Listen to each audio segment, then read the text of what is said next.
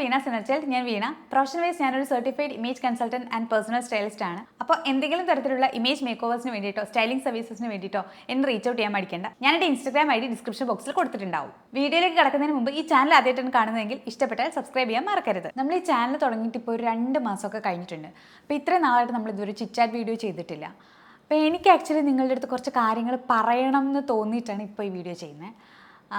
അതായത് എങ്ങനെയാണ് ഞാൻ ഈ ഒരു ഇത്ര ലേറ്റായിട്ട് ഈ ഒരു 32 വയസ്സൊക്കെ ആയപ്പോഴാണ് ഞാൻ ഈ ഒരു ഫീൽഡിൽ ആക്ച്വലി എത്തിപ്പെട്ടത്. അതെങ്ങനെയാണെന്നുള്ളതോ ആ സമയത്ത് ഞാൻ ഫേസ് ചെയ്ത ഡിഫിക്കൽട്ടീസും അതെങ്ങനെ ഓവർകം ചെയ്തു എന്നുള്ളതും അതൊക്കെ എനിക്ക് ആക്ച്വലി നിങ്ങളുടെ അടുത്തൊന്ന് പറയണം എന്ന് തോന്നി. ബിക്കോസ് ആരെങ്കിലും എന്തെങ്കിലും കാര്യം കൊണ്ട് അവരുടെ ഡ്രീംസ് ഒക്കെ അച്ചീവ് ചെയ്യാൻ വേണ്ടിയിട്ട് കുറച്ച് എന്തെങ്കിലുമൊക്കെ ഡിഫിക്കൽട്ടീസ് ആലോചിച്ചിട്ട് മാറി നിൽക്കുന്നുണ്ടെങ്കിൽ അത് വേണ്ട എന്നും കൂടി പറയാൻ വേണ്ടിയിട്ടാണ്. അപ്പോൾ അത് ആർക്കെങ്കിലുമൊക്കെ ഹെൽപ്ഫുൾ ആകുമെന്ന് വിചാരിക്കുന്നു. ഞാൻ ശരിക്കും 10th ഒക്കെ കഴിഞ്ഞ് +2ലേക്ക് കിടക്കുന്ന സമയത്ത് എനിക്ക് +2 ഹ്യൂമാനിറ്റീസ് എടുത്താൽ മതി എന്ന് ഞാൻ എൻ്റെ വീട്ടിൽ വാശി പിടിച്ചിട്ടുണ്ട്. വീട്ടിൽ ആക്ച്വലി ഒരുപാട് വാശി പിടിക്കേണ്ടി വന്നിട്ടില്ല. ബിക്കോസ് അവർ ആ ഒരു കാര്യത്തിൽ അവരത് എഗ്രി ചെയ്തു. എന്നിട്ട് ഞാൻ ഹ്യൂമാനിറ്റീസ് എടുക്കുന്ന സമയത്ത് എൻ്റെ ടീച്ചേഴ്സ് പലരും എന്നെ ഫോൺ ചെയ്ത് പറഞ്ഞിട്ടുണ്ട്, നീ എടുക്കരുത്, നീ ഒരു മണ്ടത്തരം കാണിക്കരുത് എന്നൊക്കെ. പക്ഷെ ആ ഒരു കാര്യത്തിൽ അന്ന് എനിക്ക് റിഗ്രറ്റ് ഒന്നും തോന്നിയില്ല. ബിക്കോസ് എനിക്ക് ആ സമയത്ത് എന്താ പറയുക, ജേർണലിസത്തിന് പോകണം എന്നും ജേർണലിസ്റ്റ് ആവണം എന്നൊക്കെ ആയിരുന്നു ആഗ്രഹം. പക്ഷെ എൻ്റെ പേരൻസിന് ആക്ച്വലി അതുവഴി ഇപ്പോൾ എന്നെ വേറെന്തെങ്കിലും ഒരു ടീച്ചിങ് കോഴ്സിന് വിടാനോ അല്ലെങ്കിൽ ഇംഗ്ലീഷ് ലിറ്ററേച്ചർ പഠിക്കാൻ വിടാനോ അങ്ങനെയൊക്കെ ആയിരുന്നു അവരുടെ താല്പര്യം. അപ്പോൾ എനിക്ക് ആക്ച്വലി ഈ +2 കഴിയുമ്പോഴേക്കും എനിക്ക് ശരിക്കും ഈ ജേർണലിസത്തിന് അതല്ലെങ്കിൽ സെലക്ട് ചെയ്യാൻ അതിന് പോകണം എന്ന് പറയാൻ എനിക്ക് ഉള്ളിൽ പേടിയുണ്ടായിരുന്നു. അതെന്താ കാര്യം എന്ന് വെച്ചാൽ കാരണം ഞാൻ എടുക്കുന്നൊരു ഡിസിഷൻ അത് തെറ്റായി പോകുമോ എന്നൊരു പേടി. ഞാൻ ഇതുവരെ സ്വന്തമായിട്ടൊരു ഡിസിഷൻ എടുത്തിട്ടില്ല. ഞാൻ സ്വന്തമായിട്ടൊരു ഡിസിഷൻ എടുക്കുമ്പോൾ അത് തെറ്റിപ്പോയാൽ എന്നുള്ള പേടിയായിരുന്നു. അപ്പോൾ ഈ പറഞ്ഞ പേരൻസിന് വിട്ടുകൊടുത്തു. ആൻഡ് ഓൾസോ ഞാൻ പറഞ്ഞു ഞാൻ ആ സമയത്ത് പഠിച്ചതിൽ ഇഷ്ടപ്പെട്ട ഒരു സബ്ജക്റ്റ് എടുക്കണം എന്ന് പറഞ്ഞു. അപ്പോൾ അങ്ങനെയാണ് ഞാൻ ജോഗ്രഫി സെലക്ട് ചെയ്തിട്ടാണ് ഞാൻ ഡിഗ്രിക്ക് ജോയിൻ ചെയ്യുന്നത്. അപ്പോൾ ഞാൻ +2 ഹ്യൂമാനിറ്റീസാണ് പഠിച്ചതെങ്കിലും ജോഗ്രഫി ആണ് സബ്ജക്റ്റ് എടുത്തതെന്നുള്ളതുകൊണ്ട് BSc ആയിട്ടാണ് ഞാൻ ജോയിൻ ചെയ്യുന്നത്. അപ്പോൾ എനിക്ക് ആക്ച്വലി ആ ഡിഗ്രി കാലഘട്ടത്തിൽ അത് പഠിച്ചപ്പോൾ എനിക്ക് ഭയങ്കര എക്സൈറ്റ്മെൻ്റ് ഒന്നും ഉണ്ടായിട്ടില്ല. പക്ഷേ അത് പഠിച്ചു പോയത് കൊണ്ട് ഇനി അടുത്ത PGക്ക് പോകുമ്പോൾ വേറൊരു കോഴ്സ് അല്ലെങ്കിൽ വേറൊരു സ്ഥലം അങ്ങനെ ഒരു ഐഡിയയും കൂടി ഉണ്ടായിരുന്നു. അപ്പോൾ അങ്ങനെ ഞാൻ മധുരയിൽ പോയിട്ട് അവിടെ ഒരു കോഴ്സ് ചെയ്യാൻ. ആൻഡ് അതെനിക്ക് ഭയങ്കര ഇഷ്ടമായിരുന്നു. ഈവൻ എനിക്ക് ആ യൂണിവേഴ്സിറ്റി, ഞാൻ പഠിച്ചത് മധുരയിലാണ്, മധുരൈ കാമരാജ് യൂണിവേഴ്സിറ്റിയിലാണ്. എനിക്ക് യൂണിവേഴ്സിറ്റി ഭയങ്കര ഇഷ്ടമായിരുന്നു. എനിക്ക് അവിടുത്തെ ഹോസ്റ്റൽസ് ഇഷ്ടമായിരുന്നു, അവിടുത്തെ ഡിപ്പാർട്ട്മെൻറ്റ് ഇഷ്ടമായിരുന്നു, പഠിച്ച സബ്ജക്റ്റ് ഇഷ്ടമായിരുന്നു. അങ്ങനെ ഞാൻ എന്തുകൊണ്ടും അപ്പോൾ അതിലത്രയും ഭയങ്കര ഇൻട്രസ്റ്റ് വന്നതുകൊണ്ട് ഞാനവിടെ പഠിക്കുകയും ഞാൻ റാങ്ക് ഹോൾഡർ ആവുകയും ചെയ്തിരുന്നു. എനിക്ക് DSTയുടെ ഫെലോഷിപ്പ് കിട്ടി. അങ്ങനെയാണ് ഞാൻ PhDക്ക് ജോയിൻ ചെയ്യുന്നത്. ബിക്കോസ് എനിക്ക് മുമ്പിൽ വേറെ ഒന്നും എനിക്കറിയില്ല. ഓക്കെ, ഇനി അടുത്ത് എന്തിനു പോകണം എന്ന് ചോദിച്ചാൽ നേരെ PhDക്ക് പോവുക, അത് ജോയിൻ ചെയ്യുക, അതാണ് എൻ്റെ ഒരു ബ്രെയിനിലും ഉണ്ടായിരുന്നത്. അപ്പോൾ മാത്രമല്ല വീട്ടിലും എൻ്റെ സ്വാഭാവികമായിട്ട് ഇനി അതിലേക്കാണല്ലോ പോകുന്നത്. അങ്ങനെയാണ് ഞാൻ പോകുന്നത്. പക്ഷേ എനിക്ക് എന്തുകൊണ്ടോ അത് ജോയിൻ ചെയ്ത് അതിൽ കുറച്ച് കോഴ്സ് വർക്കൊക്കെ ചെയ്തുകൊണ്ടിരിക്കുന്ന സമയത്തും എനിക്ക് ഇതല്ല എൻ്റെ ഏരിയ എന്ന് എനിക്ക് എവിടെയോ തോന്നുന്നുണ്ട്. എനിക്ക് കാര്യമായിട്ട് സന്തോഷം കിട്ടുന്നില്ല. ഓക്കെ, വലിയ കുഴപ്പമില്ലാതെ PhD ഒക്കെ കംപ്ലീറ്റ് ചെയ്യാൻ പറ്റുമായിരിക്കും, പക്ഷേ എനിക്ക് PhD കംപ്ലീറ്റ് ചെയ്യാൻ വേണ്ടിയിട്ടുള്ള ഡ്രൈവ് പോലും കിട്ടുന്നില്ല. അപ്പം അങ്ങനെയാണ് ഞാൻ PhD ആക്ച്വലി അവിടെ നിർത്തുന്നത്. പക്ഷേ PhD നിർത്തിയപ്പോൾ അടുത്തൊരു കാര്യം വെച്ചാൽ ഇനി എന്തെന്ന് എനിക്കറിയില്ല. ഇനി അടുത്തതായിട്ട് ഞാൻ എന്താ ചെയ്യേണ്ടത്, എന്താ പഠിക്കേണ്ടത്, എൻ്റെ ഒരു ഏരിയ എങ്ങനെ എക്സ്പ്ലോർ ചെയ്യണം എന്നെനിക്കറിയില്ല. ആൻഡ് ഞാൻ കുറേ കാലത്തേക്ക് അതിനെപ്പറ്റി വലിയ വെറീഡൊന്നും ആയിരുന്നില്ല. പക്ഷേ ഒരു പോയിന്റ് കഴിഞ്ഞപ്പോൾ ഞാനിങ്ങനെ പല കാര്യങ്ങൾ ട്രൈ ചെയ്ത് നോക്കുമല്ലോ. അപ്പം ചിലപ്പോൾ പെയിൻറ്റ് ചെയ്ത് നോക്കും, ചിലപ്പോൾ എഴുതി നോക്കും, അങ്ങനെ പല കാര്യങ്ങൾ എക്സ്പ്ലോർ ചെയ്യാൻ നോക്കി. അപ്പോൾ ഒക്കെ ഉള്ള പ്രശ്നം വെച്ചാൽ ഒരു പോയിന്റ് കഴിഞ്ഞപ്പോൾ എനിക്ക് മനസ്സിലാവും, ഓക്കെ, ഇതെൻ്റെ ഏരിയ അല്ല.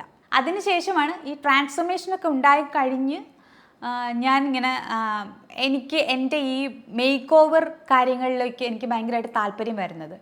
അത് വെറുതെ ഒരു താല്പര്യമല്ല എന്ന് എനിക്ക് തന്നെ മനസ്സിലാവുന്നുണ്ടായിരുന്നു. കാരണം ഞാൻ മറ്റുള്ളവരെ മേക്ക് ഓവർ ചെയ്യുമ്പോഴും എനിക്ക് ഭയങ്കര ഹാപ്പിനെസ് വരുന്നുണ്ട്. അതിന് സ്യൂട്ടബിൾ ആയിട്ടുള്ള ഡ്രസ്സ് പറഞ്ഞു കൊടുക്കുമ്പോൾ എനിക്ക് ഭയങ്കര ഹാപ്പിനെസ് വരുന്നുണ്ട്. ആൻഡ് ഈവൻ പുതിയ പ്രോഡക്ട്സ് എക്സ്പ്ലോർ ചെയ്യുമ്പോൾ എനിക്ക് ആ ഹാപ്പിനെസ് വരുന്നുണ്ട്. അപ്പോൾ എനിക്ക് ഏകദേശം ഈ ഒരു ഏരിയനോട് ഭയങ്കര ഇൻട്രസ്റ്റ് ഉണ്ടായിരുന്നു. പക്ഷെ എനിക്ക് അപ്പോഴും അറിയില്ല ഇത്ര വൈകിട്ട് നമുക്ക് അങ്ങനെ അതിനെപ്പറ്റി പഠിക്കാൻ പോകാൻ പറ്റുമെന്നൊന്നും ഞാൻ ആലോചിക്കുന്നില്ല. അപ്പോൾ ഇടയ്ക്കിടയ്ക്ക് ആക്ച്വലി രാജേഷ് എൻ്റെ അടുത്ത് പറയാറുണ്ട്, നീ എന്തെങ്കിലും പുതുതായിട്ട് എന്തെങ്കിലും പഠിക്കാൻ പോകുന്നൊക്കെ. അപ്പോൾ ആ സമയത്തൊക്കെ രാജേഷ് ചില ഓപ്ഷൻസ് എനിക്ക് തരും. അപ്പോൾ എനിക്കറിയാം അതൊന്നും അല്ല ഞാൻ എടുക്കാൻ ഉദ്ദേശിക്കുന്നത്. എനിക്ക് സ്റ്റൈലിങ്ങിനോടാണ് കുറച്ച് താല്പര്യമുള്ളത്. പക്ഷെ അതൊരു കോഴ്സായിട്ട് ചെയ്യാൻ പറ്റും അപ്പോഴും ഞാൻ ആലോചിക്കുന്നില്ല. അങ്ങനെ ഒരു ഘട്ടത്തിൽ രാജേഷിൻ്റെ അടുത്ത് ചോദിച്ചു, നിനക്ക് എന്തെങ്കിലും പഠിക്കാൻ പോയിക്കൂടെ എന്ന് ചോദിച്ചപ്പോൾ പെട്ടെന്ന് ഞാൻ പറഞ്ഞു എനിക്ക് സ്റ്റൈലിങ് പഠിക്കാൻ പോയാൽ കൊള്ളാമെന്നുണ്ട്. പക്ഷേ സ്റ്റൈലിങ് എവിടെയാണുള്ളതെന്നോ അതിനെപ്പറ്റി കോഴ്സ് ഉണ്ടോ എന്നുള്ളതോ സ്റ്റൈലിങ്ങിന് വേണ്ടിയുള്ള പെർട്ടിക്കുലർ കോഴ്സ് ഉണ്ടോ എന്നുള്ളതൊന്നും എനിക്ക് വലിയ ഐഡിയ ഇല്ല. ആൻഡ് പിറ്റേ ദിവസം രാവിലെ ഞാൻ ഉറക്കം എണീക്കുമ്പോൾ കാണുന്നത് രാജേഷ് ഇങ്ങനെ പേൾ അക്കാഡമിയുടെ ഒരു വെബ്സൈറ്റ് എടുത്തിട്ട് എന്നെ കൊണ്ടുവന്ന് കാണിക്കുകയാണ്, ഇവിടെ കോഴ്സ് ഉണ്ട്. അപ്പോൾ എന്നോട് പറയുന്നത് NIFTയിലും കോഴ്സ് ഉണ്ട്, പക്ഷേ NIFTയിൽ ഓൾറെഡി അഡ്മിഷൻ കഴിഞ്ഞു. പിന്നെ ഉള്ളത് പേൾ അക്കാഡമിയിലാണ്. പേൾ അക്കാഡമിയിൽ ഒരു പ്രൊഫഷണൽ കോഴ്സാണ് ഉള്ളത്, അപ്ലൈ ചെയ്യട്ടെ എന്ന് ചോദിച്ചു. ഞാൻ ഒന്നും ആലോചിക്കാതെ ഞാൻ പറഞ്ഞു അപ്ലൈ ചെയ്തോളൂ എന്ന് പറഞ്ഞു. അപ്ലൈ ചെയ്ത് കഴിഞ്ഞിട്ടാണ് പിന്നെയും ഞാനതിനെ പറ്റി വീണ്ടും റീതിങ്ക് ചെയ്യുന്നത്. ഓക്കെ, ഞാൻ അത് പഠിക്കാൻ പോകണം എന്നുണ്ടെങ്കിൽ ഒന്നുകിൽ ബാംഗ്ലൂരേക്കോ അല്ലെങ്കിൽ മുംബൈയിലേക്കോ ഒന്ന് റീലൊക്കേറ്റ് ചെയ്യേണ്ടി വരും. ഇത്ര നാളും ഞാനുള്ളൊരു കംഫർട്ട് സോൺ ഞാൻ വിടാൻ പോവുകയാണ്. കുറേ കാര്യങ്ങളെപ്പറ്റി ഞാൻ അത് കഴിഞ്ഞിട്ടാണ് ചിന്തിക്കുന്നത്. അപ്പോഴേക്കും ആക്ച്വലി ഇത് പ്രോസസ്സ് ചെയ്തിട്ടുണ്ടായിരുന്നു. ആൻഡ് ഞാൻ ലാസ്റ്റ് ഓക്കെ ഞാൻ തീരുമാനിച്ചു, ഞാൻ പോവാമെന്ന് തന്നെ തീരുമാനിച്ചു. അതിൻ്റെ കാര്യങ്ങളൊക്കെ നീക്കി. അവിടെ നിന്ന് കോൾ വന്നു, അവിടെ ഇൻ്റർവ്യൂ അറ്റൻഡ് ചെയ്തു, ഇൻ്റർവ്യൂവിൽ പാസ്സായി. അപ്പോൾ ഞാൻ ശരിക്കും ആലോചിക്കുന്നത്, ഞാൻ ഇത്രയും ഒരു വർഷത്തെ ഗ്യാപ്പിന് ശേഷം ഞാൻ വീണ്ടും ഒരു സ്റ്റുഡൻ്റായിട്ട് ഒരു ക്യാമ്പസിലെത്താണ്. അതും അവിടെ എനിക്ക് ഭാഷ അറിയില്ല. ഫസ്റ്റ് ഡേ ആക്ച്വലി രാജേഷ് അന്ന് അവിടെ സ്റ്റേ ഉണ്ടായിരുന്നു. അപ്പോൾ അതുകൊണ്ട് എനിക്ക് വലിയ പ്രശ്നങ്ങളൊന്നും ഉണ്ടായില്ല. ഓക്കെ, ഞാൻ എവിടെയോ ടൂർ വന്നേക്കുന്ന പോലെ ഒരു ഫീലിംഗ് മാത്രമേ ഉണ്ടായിരുന്നുള്ളൂ. സെക്കൻഡ് ഡേ ആക്ച്വലി രാജേഷ് പോവുകയാണ്. അന്നത്തെ ദിവസം എൻ്റെ ബർത്ത്ഡേയും കൂടിയാണ്. അപ്പോൾ അന്ന് ഈവനിങ് എന്തോ രാജേഷ് പോകുമെന്ന് എന്നോട് പറഞ്ഞിട്ടുണ്ട്. അപ്പോൾ ഞാൻ സെക്കൻഡ് ഡേ ക്ലാസ്സിലെത്തിയിട്ട് ഇങ്ങനെ എന്തോ കാര്യം ഇങ്ങനെ മാം എക്സ്പ്ലെയിൻ ചെയ്തുകൊണ്ടിരിക്കുന്ന സമയത്തോ അല്ലെങ്കിൽ ഞാൻ എന്തോ മാമിൻ്റെ അടുത്ത് എക്സ്പ്ലെയിൻ ചെയ്ത സമയത്തോ എപ്പോഴുമാണ് പെട്ടെന്ന് ഞാൻ കരയാൻ തുടങ്ങി. എനിക്ക് ആക്ച്വലി ഈ ഹോസ്റ്റലിൽ നിന്നാണെങ്കിലും ക്ലാസ്സിൽ നിന്നാണെങ്കിലും ഒരു പ്രശ്നമായിട്ട് ആ സമയത്ത് തോന്നിയിട്ടുണ്ടായിരുന്നത്, അവിടെയൊക്കെ ഈ പറഞ്ഞ പല ഏജ് ഗ്രൂപ്പിലുള്ള ആൾക്കാരാണ്. ഒരു ഹോസ്റ്റലിലാണെങ്കിലും ഒരു 17-18 വയസ്സ് മുതലുള്ള ആൾക്കാരുണ്ട്. ക്ലാസ്സിലും അതുപോലെയാണ്. ഈവൻ മാം ഒരു അറൗണ്ട് 25 ആണ് മാമിൻ്റെ ഏജ്. അപ്പോൾ എനിക്ക് ശരിക്കും നമ്മളുടെ ഏജ് എന്താണെന്ന് മറന്നു പോകും. നമ്മളെ എവിടെ പ്ലേസ് ചെയ്യണം എന്ന് അറിയണ്ടാവില്ല. പക്ഷെ ഞാൻ ഈ ഗ്രൂപ്പിലൊക്കെ ഉണ്ട് താനും, എല്ലാ ഗ്രൂപ്പിലും ഉണ്ട്. പക്ഷെ ചില സമയത്ത് എനിക്ക് പെട്ടെന്ന് കണക്ട് ചെയ്യാൻ പറ്റില്ല. ഞാൻ ആദ്യം ഹോസ്റ്റലിലൊക്കെ വരുമ്പോൾ അല്ലെങ്കിൽ ക്ലാസ്സിൽ സംസാരിക്കുമ്പോൾ എല്ലാവരും എന്നോട് ഏജ് ചോദിക്കുന്ന സമയത്ത് ഞാനെൻ്റെ ഏജ് പറയും. അപ്പോൾ അവർ ഭയങ്കരമായിട്ട് ഞെട്ടും. അപ്പോൾ ഇത് കുറച്ച് കഴിഞ്ഞിട്ട് പിന്നെ ഇത് ഭയങ്കര ഒരു സർവ്വസാധാരണ കാര്യമായി മാറി. അപ്പം എന്താ പറയുക, ഒരാൾ ഞെട്ടും എന്നറിയുന്നത് കൊണ്ട് ഇങ്ങനെ എന്തോ അങ്ങനത്തെ ഒരു പസ്സിൽ കൊണ്ട് കാണിക്കുന്നത് പോലെയാണ് ഇവർ കാണിക്കുന്നത്. ഇവർ ഏജ് ഗസ്റ്റ് ചെയ്യാമോ എന്നൊക്കെ പറഞ്ഞിട്ട് അങ്ങനെ ഒരു പാറ്റേൺ തന്നെ ഉണ്ടാക്കി. ഹോസ്റ്റലിലുള്ള എല്ലാവർക്കും അതുകൊണ്ട് ഒറ്റ ദിവസം കൊണ്ട് എൻ്റെ ഏജ് എന്താണെന്നുള്ളത് എല്ലാവർക്കും അറിയാമായിരുന്നു. ആൻഡ് ഓൾസോ എൻ്റെ ക്ലാസ്സിലൊക്കെ പലരും എൻ്റെ അടുത്ത് ഇങ്ങനെ പറയും, എന്നോട് സംസാരിച്ചുകൊണ്ടിരിക്കുന്നതിൻ്റെ ഇടയിലൊക്കെ ആയിരിക്കും എൻ്റെ ക്ലാസ്മേറ്റ്സ് എന്നോട് ചോദിക്കുക എത്ര ഏജ് ഉണ്ടെന്നൊക്കെ ചോദിക്കുമ്പോൾ ഞാൻ ആ സമയത്ത് 32, 33 എന്നൊക്കെ പറയുമ്പോൾ അവർ പറയും എൻ്റെ മോമിൻ്റെ പ്രായമാണെന്ന് പറയും. അതായത് അവരുടെ അമ്മയ്ക്കൊക്കെ ഏകദേശം ഒരു 38, 39 അടുക്കുന്നുണ്ട്. അപ്പം ആ ഒരു ഏജ് ആണെന്ന് പറയും. അപ്പോൾ അവരൊക്കെ ആ സമയത്ത് പെട്ടെന്നാണ് അങ്ങനെ അത് റിയലൈസ് ചെയ്യുന്നത്. പക്ഷെ ആരും എൻ്റെ അടുത്ത്, അവിടുത്തെ പ്രത്യേകത കൊണ്ടാണോ എന്നറിയത്തില്ല, ആരും എൻ്റെ അടുത്ത് അങ്ങനെ ഒരു വലിയ പ്രായമുള്ള ഒരാളാണെന്നുള്ള രീതിയിൽ ആരും എന്നോട് പെരുമാറിയിട്ടില്ല. അതായത് എന്നെ സംബന്ധിച്ചിടത്തോളം പുതിയൊരു കോഴ്സിന് ഒരു 32ാമത്തെ വയസ്സിൽ പോകുന്നു എന്നുള്ളത് മാത്രമല്ല, അവിടെ ചെന്ന് ഭാഷ അറിയില്ല. ബിക്കോസ് ഈ ഹിന്ദിയാണ് കൂടുതലുള്ള ആൾക്കാർക്ക്. അപ്പം ഹോസ്റ്റലിലൊക്കെ താമസിക്കുമ്പോൾ കൂടുതൽ അവിടെയുള്ള സ്റ്റാഫിനോടൊക്കെ സംസാരിക്കണമെങ്കിൽ ഹിന്ദി തന്നെ അറിയണം. പിന്നെ സ്ട്രീറ്റ് വെൻഡേഴ്സിനോട് സംസാരിക്കണമെങ്കിൽ ഹിന്ദി അറിയണം. ഓട്ടോറിക്ഷ ആൾക്കാരോട് സംസാരിക്കണമെങ്കിൽ ഹിന്ദി അറിയണം. എനിക്ക് ഹിന്ദി അറിയില്ല. പിന്നെ ഉള്ളൊരു കാര്യം വെച്ചാൽ ആരുമില്ല എനിക്ക് പെട്ടെന്നൊന്ന് വിളിക്കാനോ അല്ലെങ്കിൽ പറയാനോ ആരുമില്ല. എനിക്ക് ക്ലാസ് ആക്ച്വലി ഒരു 3 hours ഉണ്ടാവുള്ളൂ. ബട്ട് അതിൻ്റെ ഭാഗമായിട്ട് തരുന്ന വർക്ക് എന്നൊക്കെ പറഞ്ഞാൽ നമ്മളൊരു 2 ദിവസം കംപ്ലീറ്റ് ഇരുന്നാലും തീരാത്തത്ര വർക്ക് ഉണ്ടാവും. അപ്പോൾ അതിൻ്റെ പുറത്ത് ഓടേണ്ടി വരിക, ഒറ്റയ്ക്ക് ഇതൊക്കെ ഡീൽ ചെയ്യേണ്ടി വരിക. എനിക്ക് ഹെൽപ്പിനായിട്ട് എന്താ പറയുക, എനിക്ക് ആരെ റീച്ച് ഔട്ട് ചെയ്യണം എന്ന് എനിക്ക് അറിയില്ല, അങ്ങനെ ഒരു പ്രശ്നം വരിക. ഓൾസോ എനിക്ക് ഈ ഒരു ഏജിൽ ഞാനൊരു സ്ഥലത്ത് പോയി നിൽക്കുകയാണ് ഒരു കോഴ്സ് പഠിക്കാൻ വേണ്ടിയിട്ട്. അപ്പം എൻ്റെ ഒരു ഏരിയ ഇതാണെന്ന് കണ്ടുപിടിച്ചിട്ട് നിൽക്കുകയാണ്. അപ്പോൾ ഇനി അതും വിട്ടിട്ട് വന്നാൽ അതും എൻ്റെ ഏരിയ അല്ല എന്ന് എനിക്ക് തോന്നിയാൽ ചിലപ്പോൾ ഞാൻ തന്നെ എനിക്ക് ഭയങ്കര ഡിസപ്പോയിൻമെൻറ്റ് ഉണ്ടാക്കും ആസ് എ പേഴ്സൺ എന്ന് തോന്നി. അങ്ങനെ തോന്നിയിട്ടാണ് ഞാനവിടെ നിന്ന് ഒരു 1 month ഭയങ്കരമായ സ്ട്രഗിളായിരുന്നു, ഭയങ്കര കരച്ചിലായിരുന്നു. ഞാൻ രാജേഷിനെ വിളിച്ചിട്ട് എല്ലാ ദിവസവും ഫോണിലൂടെ കരയായിരുന്നു. ക്ലാസ് കഴിഞ്ഞ് ഇമ്മീഡിയറ്റ് വരുമ്പോൾ മുതൽ രാജേഷിനെ വിളിച്ച് സംസാരിക്കുമായിരുന്നു. അങ്ങനെയായിരുന്നു. ആൻഡ് ഈ ഒരു 1 month കഴിഞ്ഞപ്പോൾ ഞാൻ മെല്ലെ എന്താ പറയുക, ഞാൻ പോലും അറിയാതെ എനിക്ക് ഹോസ്റ്റലിൽ കുറച്ചധികം ഫ്രണ്ട്സ് ഉണ്ടായി. ക്ലാസ്സിൽ ആക്ച്വലി ഈ പറയുന്ന പോലെ മാമും ബാക്കിയുള്ള ഫ്രണ്ട്സുമായിട്ട് ഒരു റാപ്പ് വന്നു അവിടെയും. ആൻഡ് എനിക്ക് അവിടുത്തെ ഏറ്റവും വലിയ ചലഞ്ച് എന്ന് പറയുന്നത് ഒരു വർക്ക് കിട്ടിയാൽ അല്ലെങ്കിൽ എന്തെങ്കിലും എല്ലാം ഒരുവിധം ഫോട്ടോഷൂട്ട്സ് ആയിരിക്കും നമുക്ക് ഉണ്ടാവുക. അപ്പോൾ ഒരു ഫോട്ടോഷൂട്ടിൻ്റെ കാര്യം വന്നു കഴിഞ്ഞാൽ ഈ ഫോട്ടോഗ്രാഫറിനെ നമ്മൾ അറേഞ്ച് ചെയ്യണം, ലൊക്കേഷൻ എവിടെയാണെന്നുള്ളത് നമ്മൾ കണ്ടുപിടിക്കണം. ബിക്കോസ് ഒന്ന് ഇവിടുത്തെ പോലെയല്ല, മുംബൈയിലാണ്. അപ്പോൾ അവിടെ ഒരുവിധപ്പെട്ട സ്ഥലങ്ങളിലൊന്നും പെർമിഷൻ കിട്ടില്ല. പിന്നെ എനിക്ക് പറഞ്ഞ പോലെ ഹിന്ദി കറക്റ്റായിട്ട് അവരോട് അങ്ങനെ എന്തെങ്കിലും പ്രശ്നം ഉണ്ടായാൽ തന്നെ അത് സംസാരിച്ച് ഓക്കെ ആക്കാൻ എനിക്ക് ഭയങ്കര പാടാണ്. മൂന്നാമത്തെ കാര്യം മോഡൽസിനെ അറേഞ്ച് ചെയ്യണം. ഈവൻ ആ മോഡൽസിന് സ്യൂട്ടാവുന്ന രീതിയിലുള്ള ഡ്രസ്സും ആക്സസറീസും സോഴ്സ് ചെയ്യണം.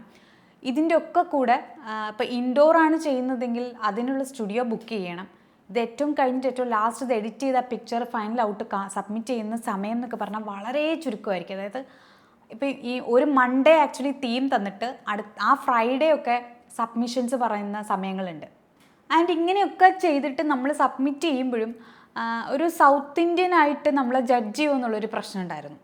അതായത് അതെന്തുകൊണ്ട് വന്നെന്ന് വെച്ച് കഴിഞ്ഞാൽ നമ്മൾ ഒരുവിധം ഞാൻ ആ കോഴ്സ് പഠിക്കാൻ വേണ്ടി അവിടെ ചെല്ലുമ്പോൾ എൻ്റെ ക്ലാസ്മേറ്റ്സ് ആയിട്ടുള്ള ആൾക്കാരൊക്കെ ഭയങ്കര യങ് ആയിട്ടുള്ള ഒരു 19 ഇയേഴ്സ് ഒക്കെയുള്ള 19 to 20 അല്ലെങ്കിൽ 22 ആ ഒരു ഏജ് ഗ്രൂപ്പിലുള്ള ആൾക്കാരാണ് കൂടുതലും.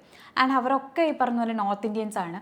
അപ്പോൾ ഇവരൊക്കെ കുറേ കൂടി സ്റ്റൈലിൻ്റെ കാര്യത്തിലൊക്കെ കുറേ അപ്ഡേറ്റഡ് ആണ്. അപ്പോൾ നമ്മൾ നോർമലി ഇവിടുത്തെ എന്തെങ്കിലും ഒരു കാര്യത്തിൽ കുറച്ചും കൂടി റൂട്ടഡ് ആയ ഒരു കാര്യമൊക്കെ പറയുമ്പോൾ അവർ പെട്ടെന്നൊക്കെ ഒരു സൗത്ത് ഇന്ത്യൻ സ്റ്റൈൽ അങ്ങനെ ഒരു പെർസ്പെക്റ്റീവിൽ അവർ കാണുന്ന പോലെ എനിക്ക് തോന്നിയിട്ടുണ്ട്. എന്നെ അങ്ങനെ ജഡ്ജ് ചെയ്യുന്ന പോലെ, അങ്ങനെ ഒരു ജഡ്ജ്മെൻറ്റ് വരുന്നത് പോലെ എനിക്ക് ഫീൽ ചെയ്യുന്നുണ്ടായിരുന്നു.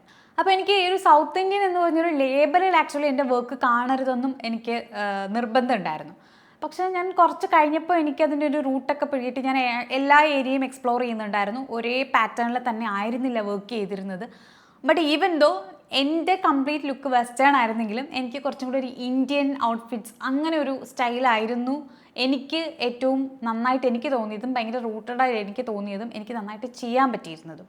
അങ്ങനെ സബ്മിറ്റ് ചെയ്തിട്ട് ഞാൻ അവിടുന്ന് കോഴ്സ് കഴിഞ്ഞിറങ്ങുമ്പോൾ ഞാൻ അവിടുത്തെ ബെസ്റ്റ് സ്റ്റുഡൻ്റ് ആയിരുന്നു. ബെസ്റ്റ് സ്റ്റുഡൻറ്റ് അവാർഡ് എനിക്കാണ് കിട്ടിയത്.